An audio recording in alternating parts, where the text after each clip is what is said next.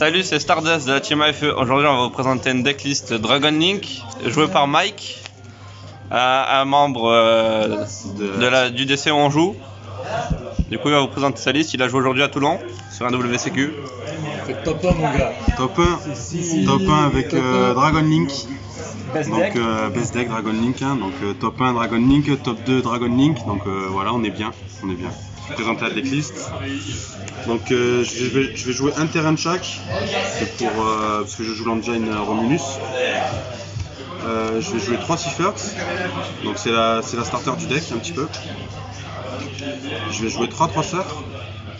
Je vais jouer 2 Synchron et un Recharger. Classique. Ensuite, 2 Abso. Il est juste trop fort. J'ai hésité à le passer à 3. Mais du coup à 2 au final c'était cool. Ensuite les Extender des hommes. Nocto, il fait tout. Il fait draw. Il protège back Il row. protège les back row. C'est un homme. Il fait le café, il fait tout. Ah, il te ramène tout celui-là. Je joue le MD. Alors je jouais Brotor avant lui, mais du coup j'ai préféré le jouer parce que quand ton adversaire te force la battle, en fait, tu lui bounces sa carte et en fait tu as directement ton extender pour le prochain tour, donc c'est plutôt cool. Je vais jouer les deux bébés. 3 Chaos Space, normal. Meilleur tuto du deck. Voilà, meilleur tuto. 3 Queen Plunge, très bonne carte. Ça devrait être à 1. Ouais, et pas une fois par tour surtout aussi. C'est juste ça, retenir. Alors ensuite le package Dragon Irene. Dragon Irene, juste trop fort. La staging dans le grind game, elle est trop forte. Même juste ça et Sphère, ça fait des games genre. Ouais, bah, juste de boost contre certains decks, ça fait certaines games. Et ça fait des games, c'est ignoble. Et du coup le Lelia, le Zom.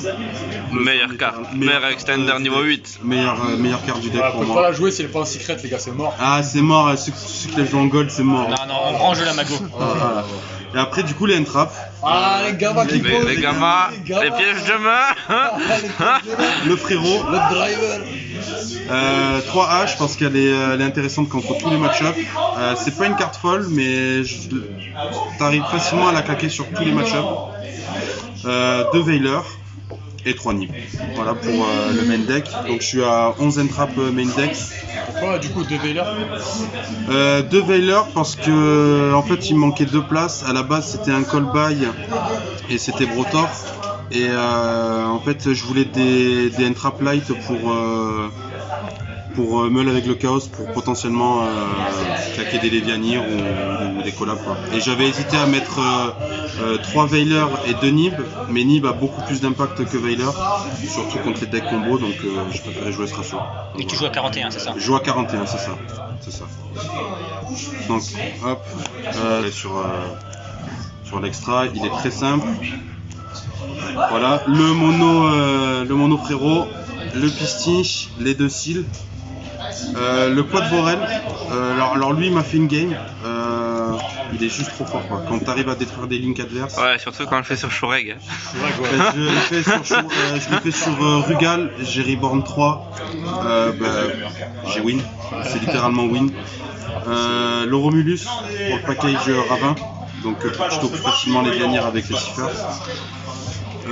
L'IP, je l'ai pas sorti du tournoi, mais je sais que c'est une carte super intéressante.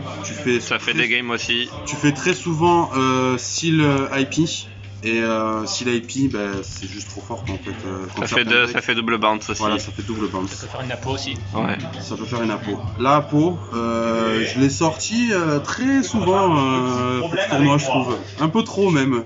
Donc franchement, elle est super cool. La licorne pour la target à IP. Et je joue ce petit monsieur. Contre SS, c'est presque auto-win. Et tu fais ta combo avec Pisti aussi.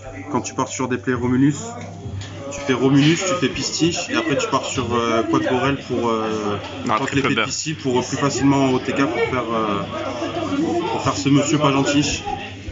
ne suis pas gentil, qui a un OTK à lui tout seul. Donc, patate de Ouais, forain. patate de forain. La deuxième patate de forain, au cas où il n'y a pas, tu vois. Donc lui très fort. Je l'ai moins sorti que T'as épée. Saitama, frérot, à côté t'as Son Goku. C'est ça. Et après, les meilleurs synchros du jeu, pour moi, les meilleurs synchros 8 et une des meilleures synchros 9 pour le deck.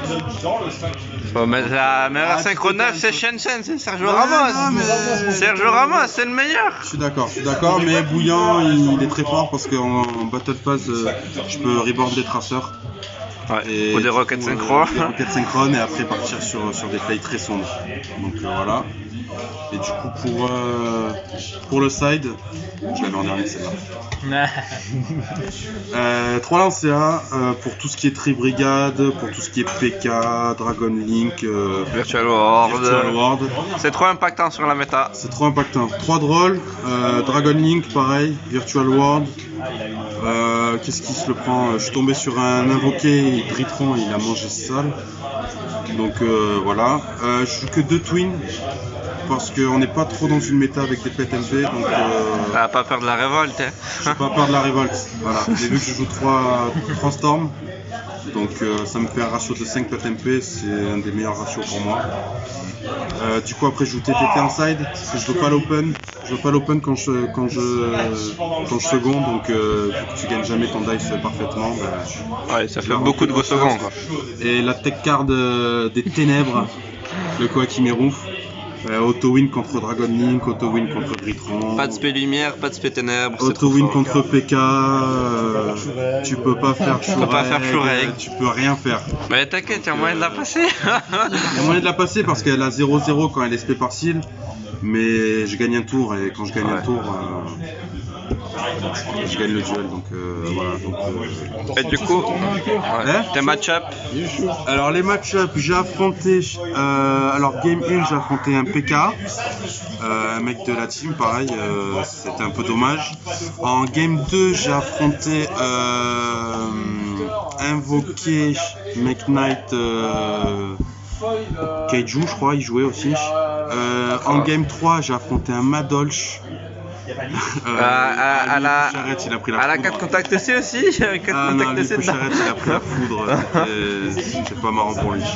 Et game 3, enfin game 4, j'affronte Miroir, donc un mec de la team, pareil, donc voilà, ça s'est très bien passé. Du coup, je finis en X0 et je win le petit WCQ de Toulon, mais c'est un WCQ quand même. Donc voilà, merci à tout le monde, merci aux mecs de la team, merci à toute l'équipe d'ici et d'Orange et voilà. Et de Cavaillon. Et de Cavaillon, d'Orange, tout le monde, tous mes collègues.